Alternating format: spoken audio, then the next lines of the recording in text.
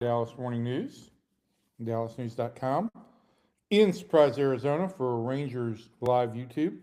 We're going to be taking your thoughts, questions, hot sports takes, whatever you want to do over the next half hour or 45 minutes.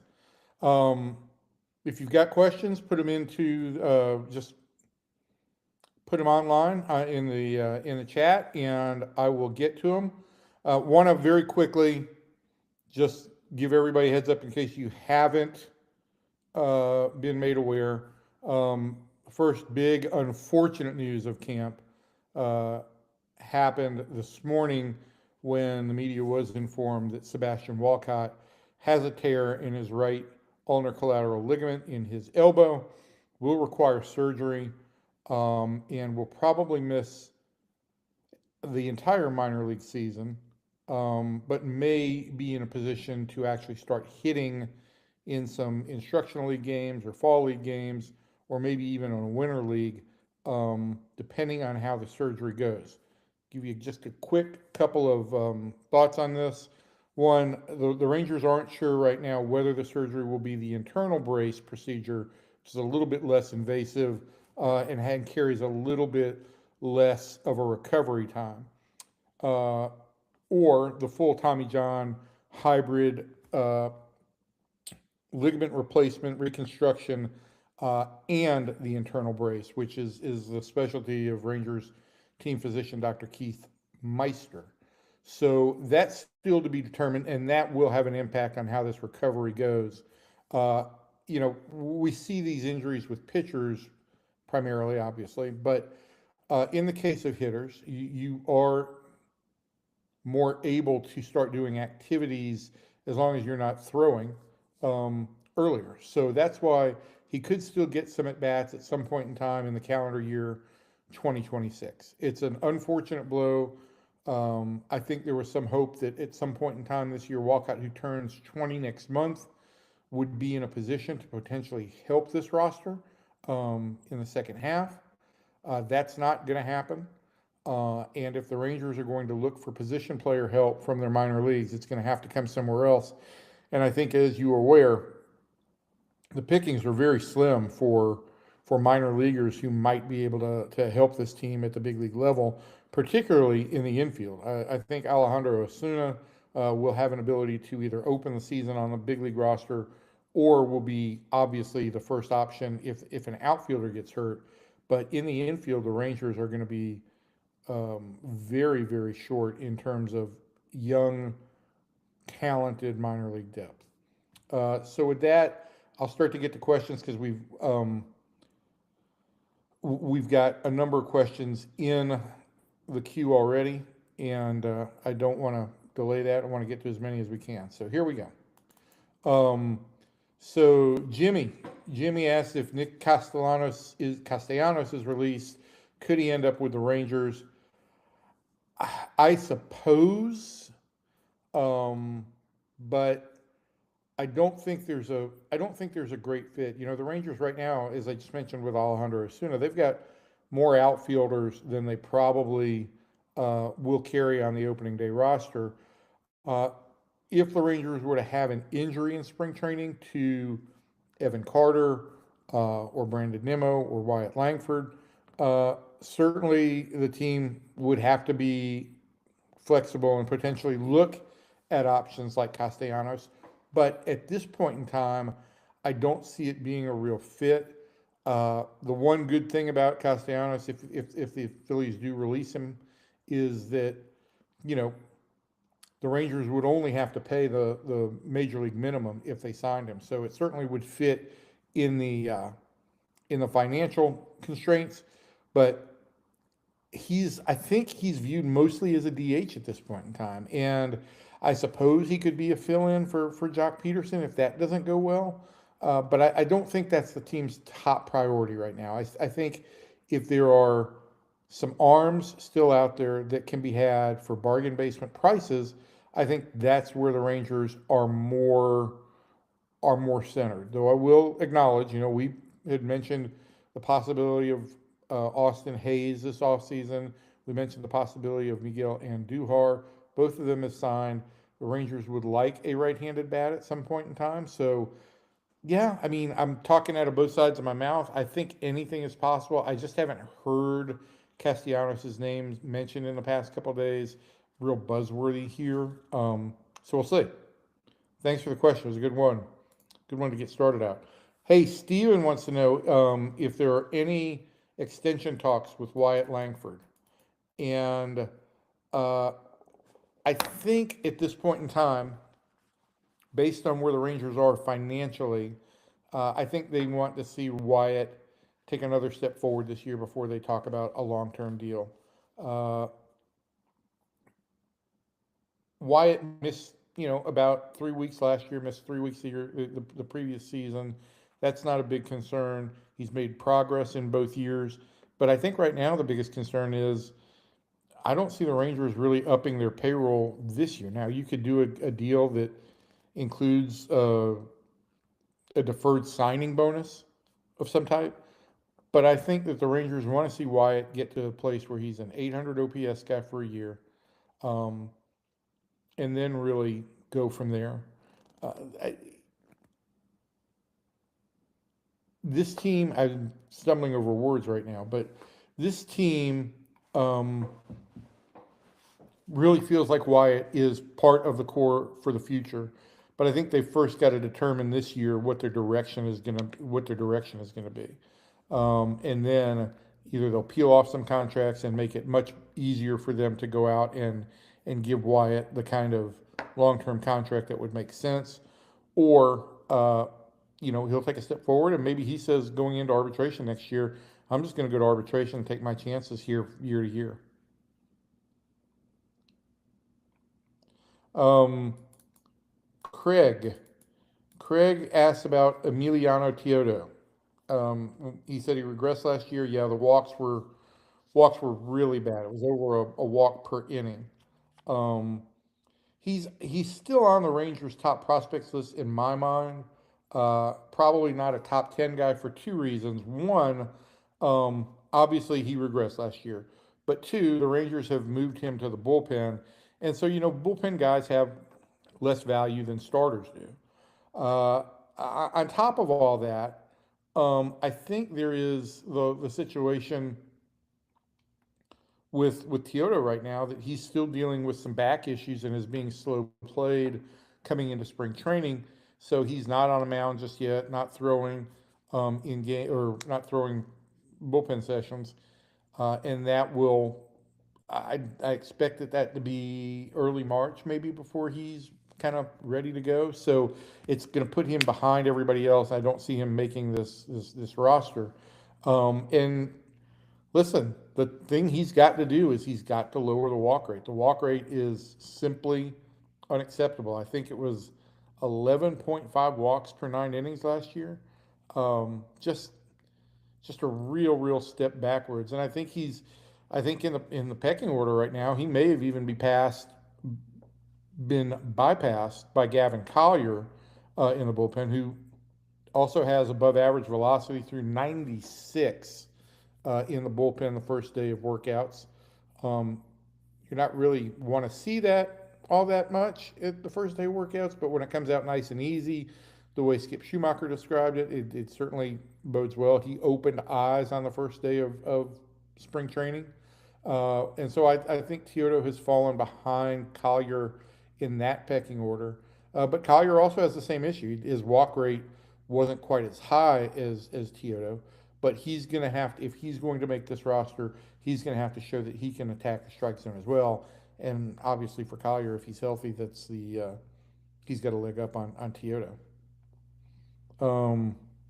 Gallagher Champ says, "Hey yo, I'm here. What's up, man?" My old friend Bill Flanagan wants to know let's see, we'll read this question out loud together. It seems Latz was much better than Rocker last season and wants to start. Rocker was disappointing. Does Rocker's high draft position give him an edge, all things being equal this spring?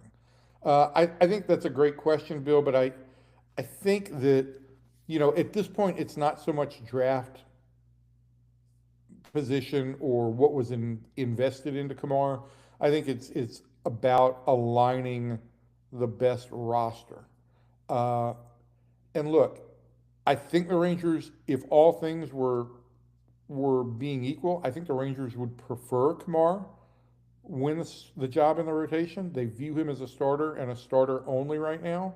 And they feel like if Kamar can hold down the fifth spot, it allows them to move Jacob Latz into the bullpen into a high leverage role, either as a multi-inning high leverage guy or, perhaps as a closer. Um, and so I think they feel like it would potentially make the team better on two different fronts. Rocker is not going to make this team on as a reliever. So he's either going to start the year in the big league rotation or he's going to start the year in AAA. So for the Rangers trying to fill out their most complete roster, I think that's the way they feel it would be. And I think I mentioned this last week or I've mentioned it in a column. I really do feel like, early in the season, I expect that um, both Jacob DeGrom and Nathan Eovaldi will be, I'm not going to say held back, but the reins will be out there a little bit. Um, they'll hold on to the reins a little bit with them early. They want to keep both those guys healthy, and they'd love to get 175 innings out of both of them. And with that, there's going to be situations where they go 4 or 5 innings on some starts. Add in that Rocker probably would be a 5 inning starter coming out of the gate in all likelihood, as he's going to have to show that he can get through an order 3 times and show that changeup that we've written about. Um, and so if you've got a guy like Latz, a lefty behind who could come in behind DeGrom or Evaldi, and then a couple of days later come in behind Rocker, all right-handers. He comes in behind them, pitches twice through every turn of the rotation, 2 or 3 innings at a time. He's still getting the workload of a starter, and he's still getting stretched out to the point where he would be a starter option. But it makes this team, I think, a little bit deeper going into the season. And as we talked about last week, the schedule out of the gate is really difficult. It's really challenging. And the Rangers need to have their best team and their best performance from day one. And Bill, to your point, and I think that Mason has also chimed in on this, but look, if Rocker makes the rotation, I think, the Rangers will certainly harp on the fact that, hey, he was the number 3 pick overall and that they've got, 2 young homegrown starters in their rotation. But I don't think he's going to get the rotation nod based on that, based purely on draft position or in any part on draft position.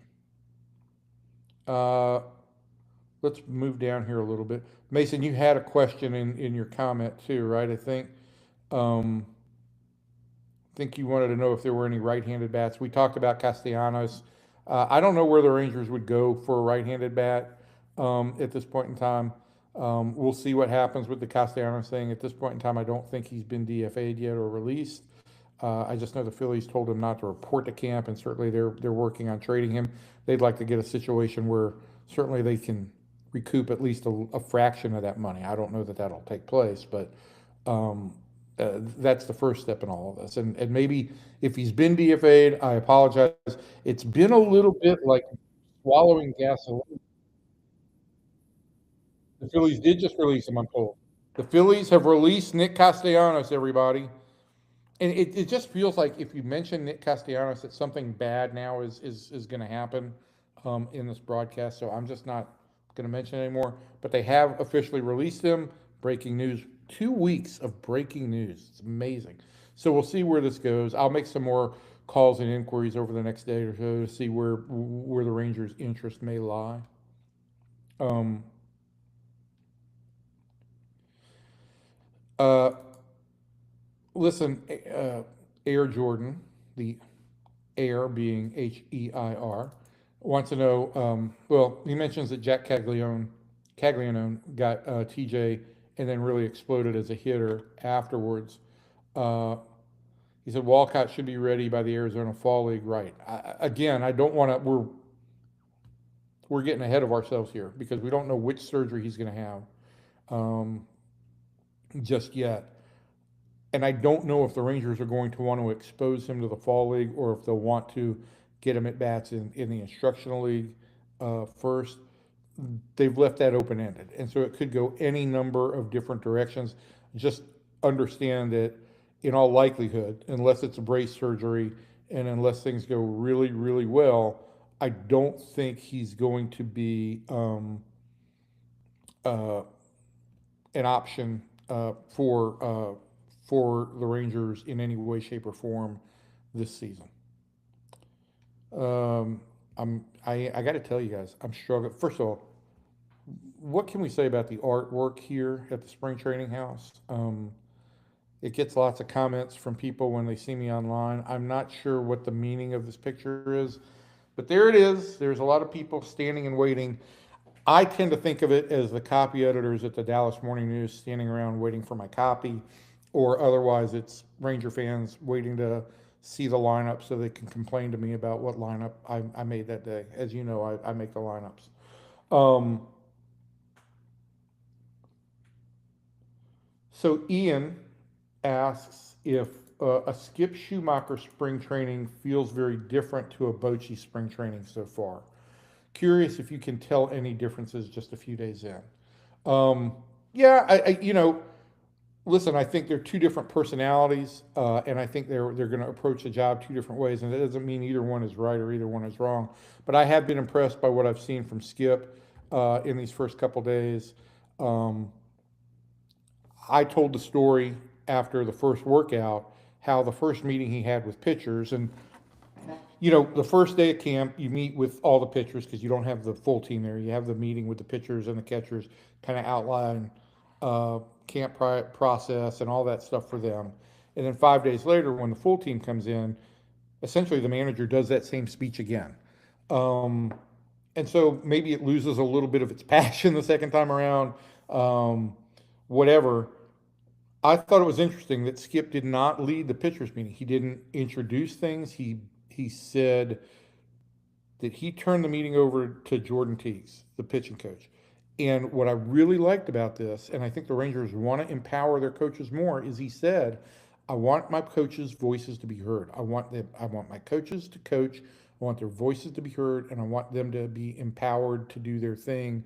And also the underlying message there too was empowered to build rapport with players so that the communication between players and coaches, and that extends to Schumacher as well, goes both ways. It's not simply a coach walking to a player and telling him something, or a player having to cross the threshold into the manager's office, which can be intimidating for a player, particularly a young player. But I think it's the opportunity where it doesn't feel intimidating and that both sides are willing to meet in the middle on all of this.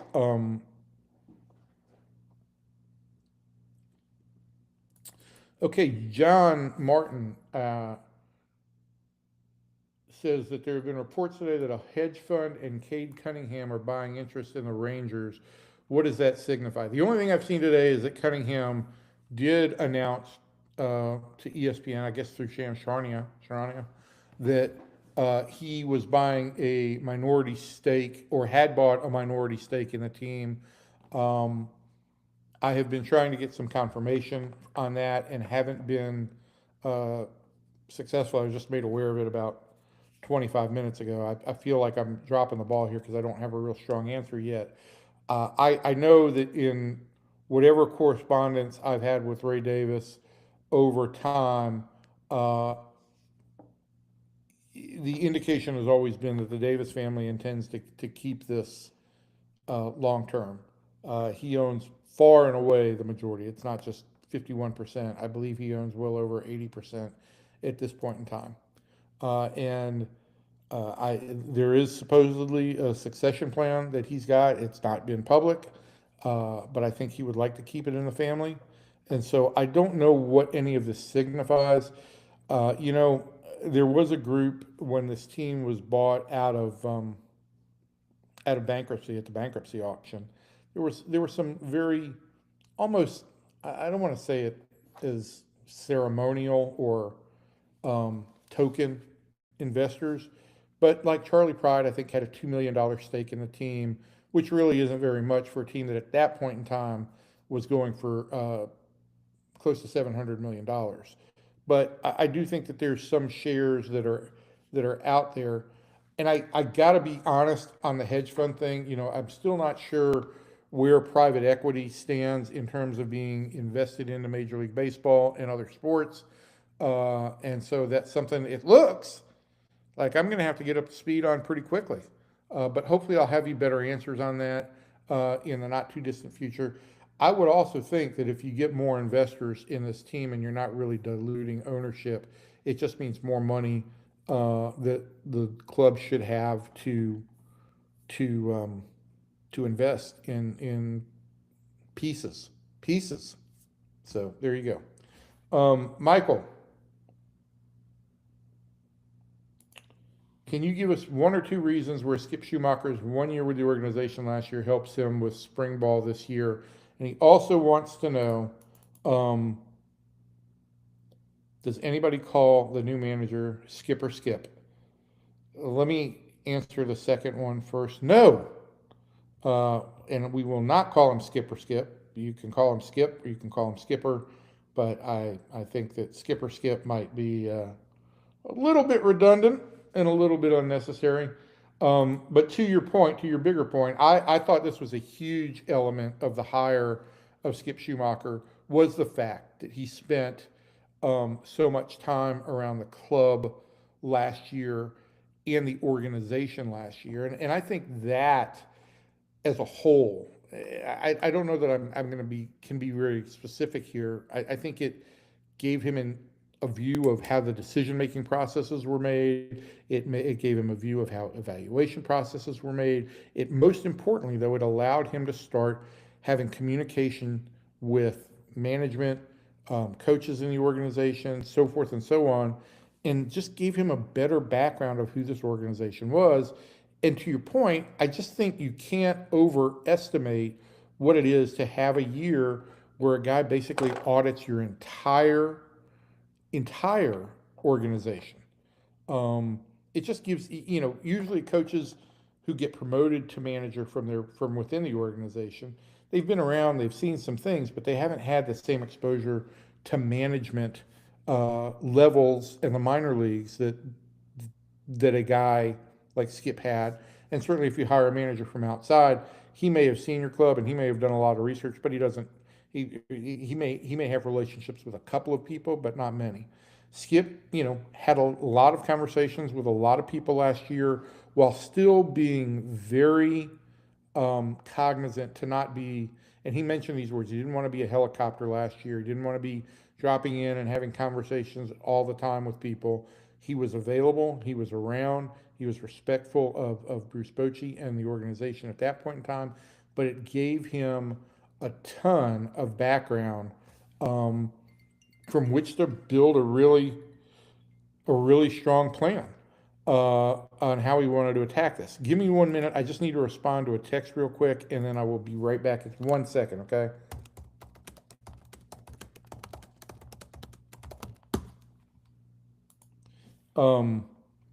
Okay, sorry about that.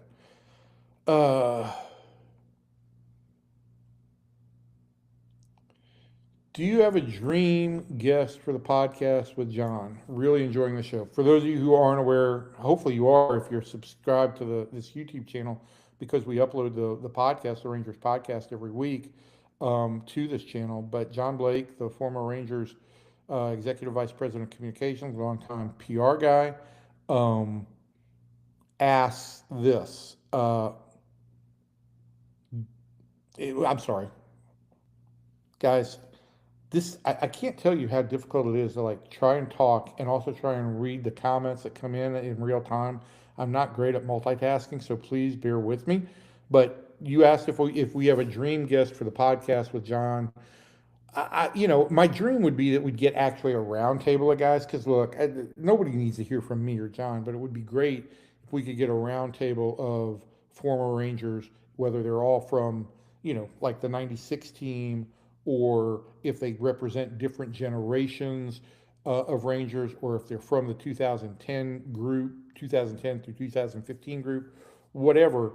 I'd like to do that, and I'd like to get more into telling specific been kind of wacky stories about people that, had significant moments in Rangers history. I think the one thing I'd like to do this year, and I know this is not going to really excite anybody all that much, but like, Scott Sheldon played all 9 positions in a game for the Rangers. He was the last guy to do it for the Rangers. It was a really weird circumstance. And he gets referenced about once a year. I'd like to have him on the show one time to just talk about that weird day and how all that arose. And I think that's more of a storytelling podcast than a straight interview. But yeah, that's my question. That's my thought on this at this point in time. Hey, producer Joey thought he could sneak this one by me. Um, Drops in, does Roman Reigns win the world title at WrestleMania, or does CM Punk get the long-awaited win in a Mania main event? Man, Joey, I don't know. To me, it feels like if you go back to Roman at this point in time, it's the same old storylines. It's just a repeat of the old storyline. I'd love to see some new blood, and certainly, I don't know that Punk qualifies as new blood, but look, he's a wrestling legend.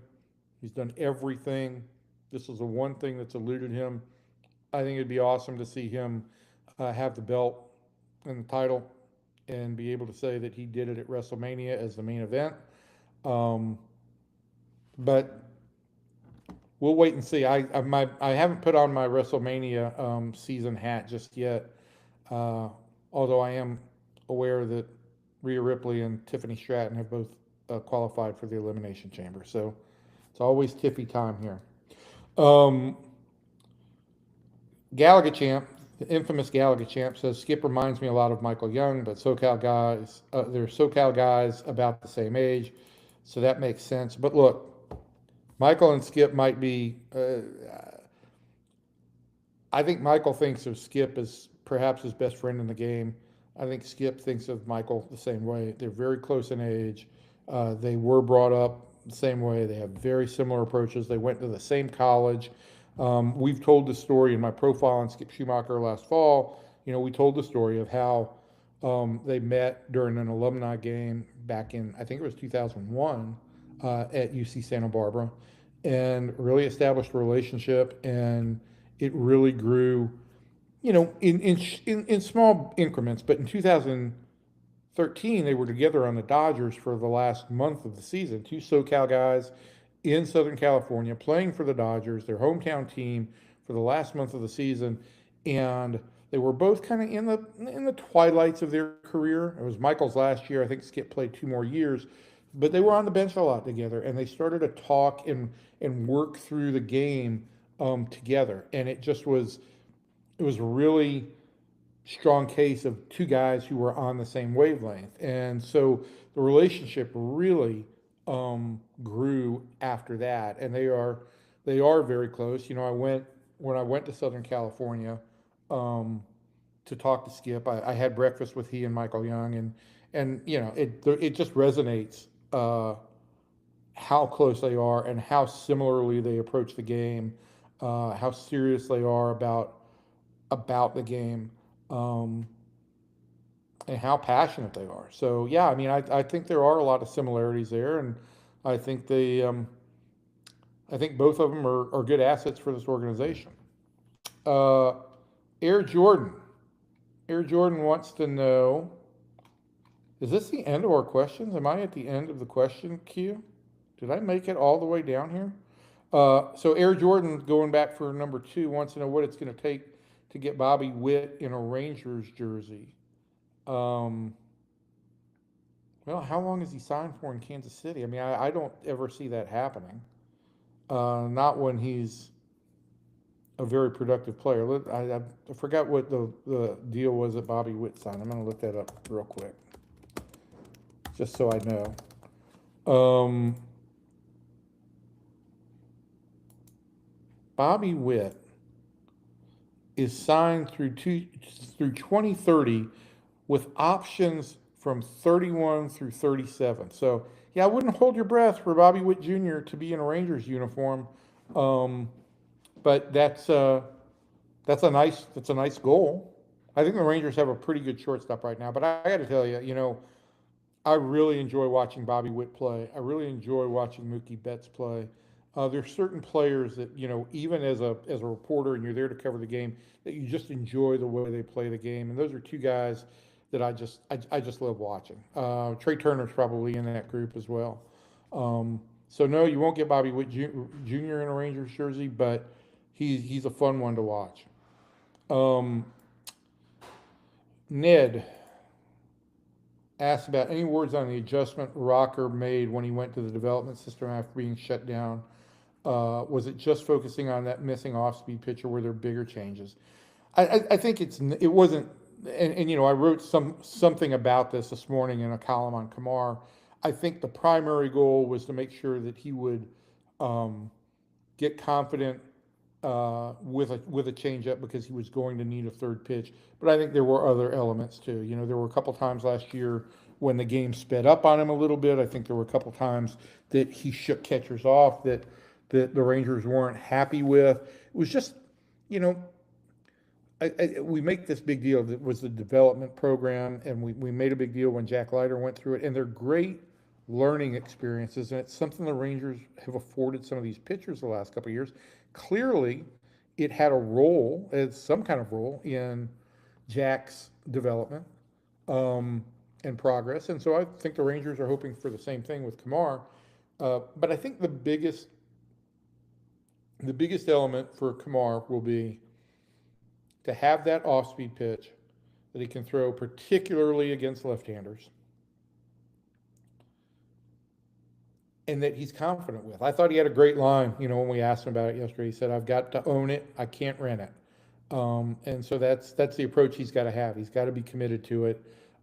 He's got to have confidence in it. And as he also said, I've got to show it and prove it to myself. And he may be his hardest critic, but he's going to have to also listen to some of the input he gets from Rangers people who are going to be really encouraging, really hands-on about that whole project. Last question, and then I'm gonna wrap up with just a couple real quick thoughts. Air Jordan 3 triple. I'm going for a triple. You want to know what my thoughts on Globe Life turning into such a pitcher's park are? The park's the park. I think the park plays fair. There are some questions about whether balls do die a little bit in center and left center, but I think it plays fair. It plays fine for left-handed hitters, but for right-handed hitters, there are some bigger issues. And it, according to the park factors, it was one of the most pitching favorable parks last year. That may also have a lot to do with the fact that two of the pitchers who pitched there regularly were Nathan DeGrom. Could you imagine putting Nathan and DeGrom together? My God, to have that stuff and the approach, wow. But Nathan Eovaldi and Jacob DeGrom, that a lot had to do with that. But the Rangers are also leaning into this a little bit. It does favor fly ball pitchers a little bit. Mackenzie Gore is a fly ball pitcher. It does favor left-handed pitchers. Mackenzie Gore is a left-handed pitcher.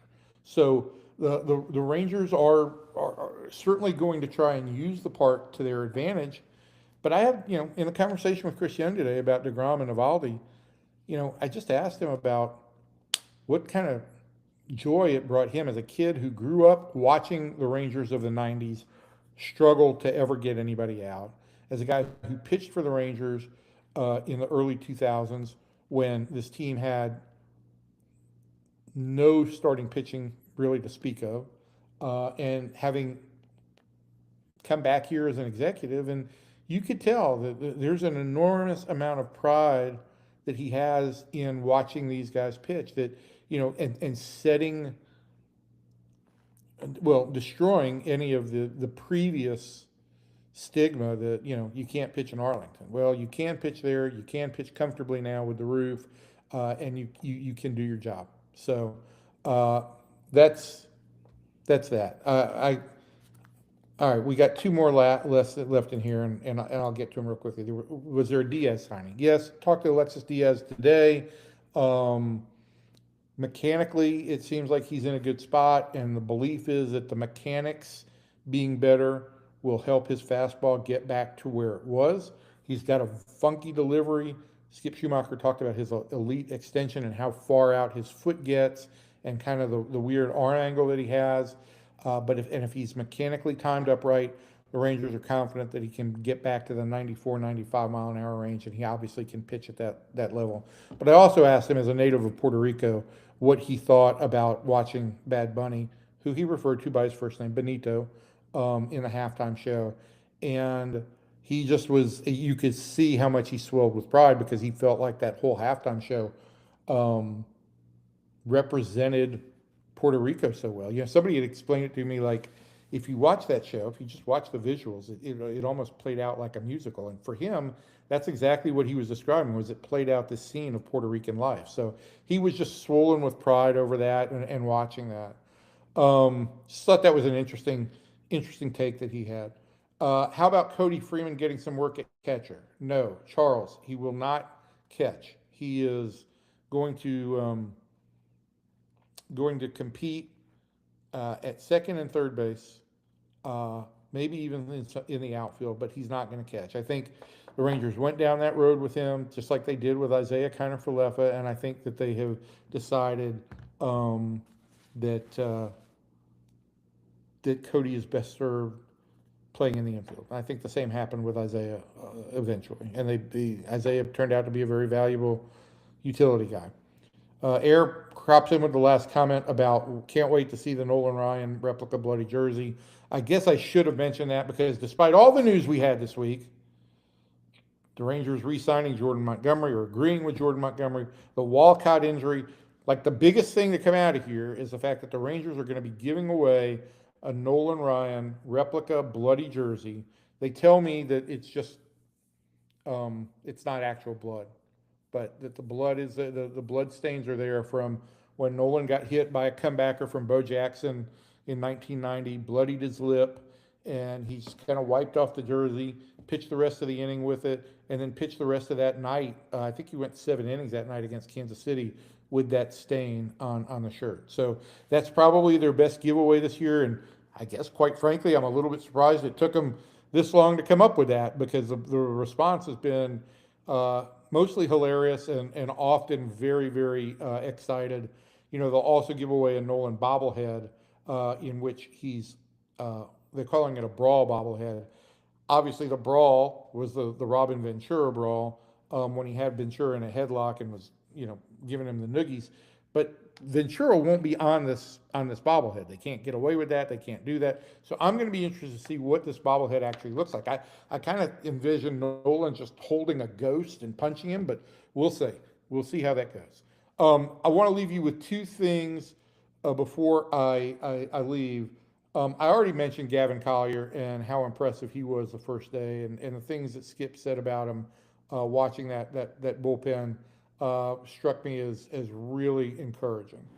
The other thing I wanted to mention, and I know Jock Peterson gets a lot of grief for his performance last year. Jock hasn't been on the field yet because most position players aren't on the field, but he's been in doing some early hitting work in the cage. Ran into him yesterday, just briefly. He was walking his way out, and I just said hello, exchanged pleasantries. He looks fabulous. He says he's lost about 15 or 20 pounds. Obviously, I think the takeaway from that is he knew that last year wasn't acceptable, and he's committed to getting in better shape and getting to a position where, I thought there were times last year where with a little bit of punch, it was hard for him to get his bat through the zone. So I think he's in better shape. I think he's committed and dedicated, and so I'm looking. There will be a lot of eyes on him this spring, but the first steps are nice. Anyway, so that's been it, guys. We spent 40 minutes today. Your questions were great. I hopefully, if you just stumbled onto this, you will like and subscribe to this YouTube channel, the DMN Rangers YouTube channel. We hope to keep doing this kind of stuff as often as we can. We're still in the experimental stage of whether we can do it every week or whether it be every other week. But I love the ability to give and take with you guys in real time. I love the ability to let you know what's happened on the field that day. So You can follow me on Twitter at Evan_P_Grant or X, whatever they're calling it today. Also, the same exact handle on Instagram. I posted like a 60-second video this morning right after the Walcott news came down with some of that news. So please feel free to interact, engage, like this video, leave more comments on it afterwards, whatever you want to see, because the idea is to reach you where you'll consume the news. So thanks again, everybody, and we'll see you, we'll see you soon.